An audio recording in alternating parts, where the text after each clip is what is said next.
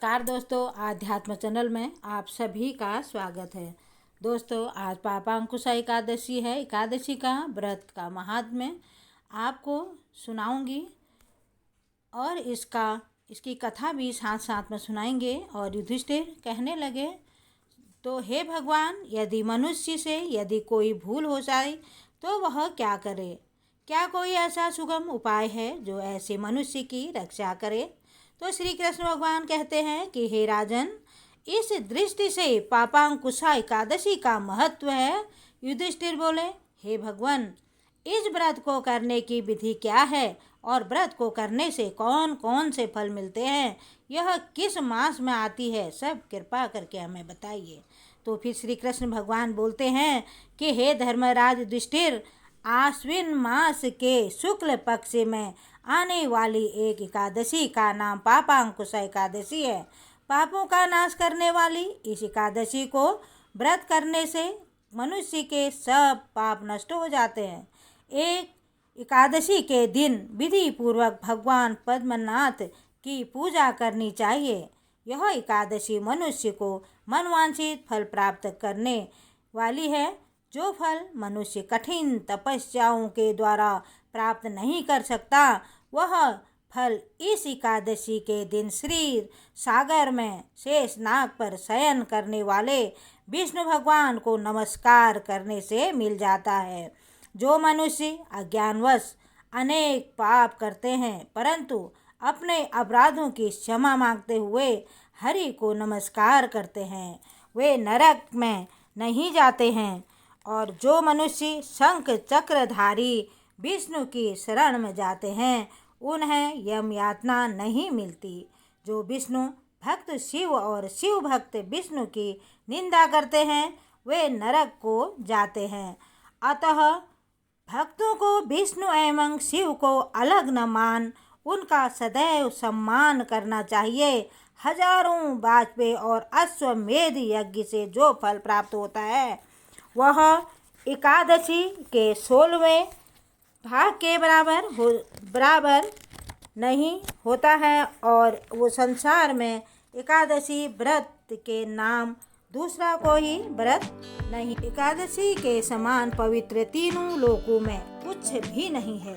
पापों पर अंकुश रखने वाले एकादशी जैसा पुण्यदायी कोई व्रत नहीं। गंगा, गया, काशी, कुरुक्षेत्र और पुष्कर में किए स्नान दान की तुलना में अधिक पुण्यवान यह व्रत है। जब तक मनुष्य पद्मनाभ के एकादशी का व्रत नहीं करते तब तक ही उनकी देह में पाप वास कर सकते हैं। इस एकादशी का व्रत और जागरण करने से मनुष्य विष्णु की विशेष कृपा प्राप्त करता है। इस एकादशी का व्रत करने से मनुष्य को स्वस्थ शरीर, सुंदर स्त्री, पुत्र, धन और सर्व सांसारिक सुख मिलते हैं और अंत में स्वर्ग की प्राप्ति होती है। हे धर्मराज, जो मनुष्य इस एकादशी का व्रत करते हैं उनके मातृ पक्ष, पितृ पक्ष, स्त्री पक्ष तथा मित्र पक्ष की 10-10 पीढ़ियों का उद्धार हो जाता है। वह विष्णु के दिव्य देह धारण कर चतुर्भुज रूप को पीताम्बर पहने और हाथ में माला लेकर सुंदर आभूषणों से युक्त हो गरुड़ पर सवार होकर विष्णु लोक को जाते हैं। हे राजेंद्र, इस व्रत के करने वाले मनुष्य की पीढ़ियां पापांकुशा एकादशी के पुण्य फल से लाभान्वित होती है। हे निर्वोतम, बाल्यावस्था, युवावस्था और वृद्धावस्था में इस व्रत को करने से पापी मनुष्य दुर्गति को प्राप्त न होकर सद्गति को प्राप्त होता है। आश्विन मास के शुक्ल पक्ष की इस पापांकुशा एकादशी का जो व्रत करते हैं वे अंत समय में हरि लोक को प्राप्त करते हैं तथा सब पापों से मुक्त हो जाते हैं। इस एकादशी से एक दिन पहले भगवान राम ने रावण का वध किया था। निसंदेह रावण का स्वभाव तथा कर्म राक्षसों का था, परंतु वंश तो ब्राह्मण का था।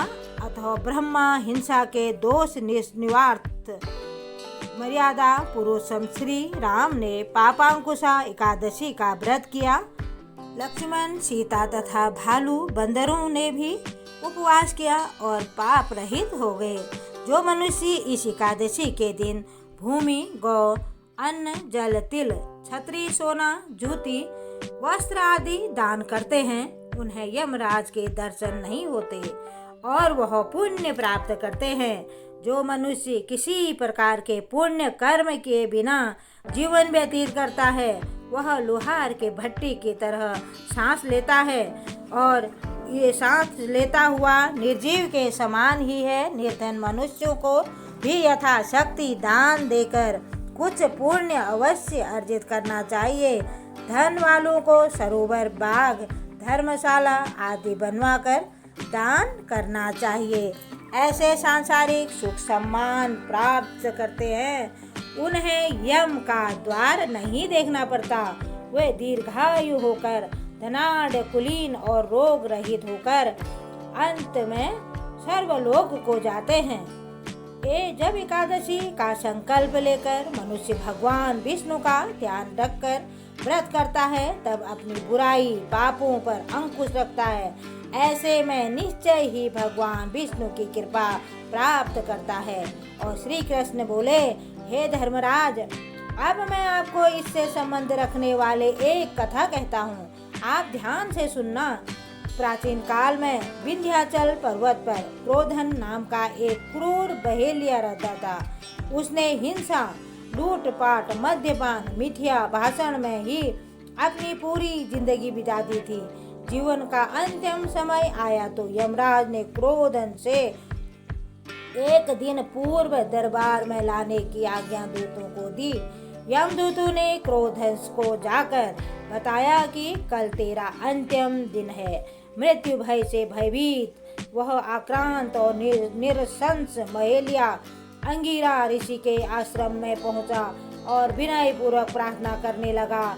ऋषि ने उसके अनन्य विनय से प्रसन्न होकर उस पर कृपा करके उसे अगले दिन की आने को कहा।